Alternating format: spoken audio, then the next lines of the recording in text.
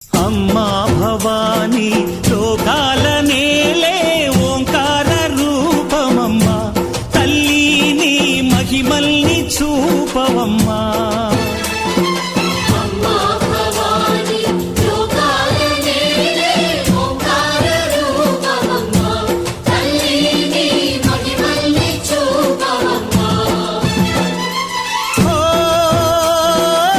సృష్టికే దీపమా, శక్తికే మూలమా, సింహరథమే నీదమ్మా. అమ్మ దుర్గమ్మ భక్తులను దీవించుమా.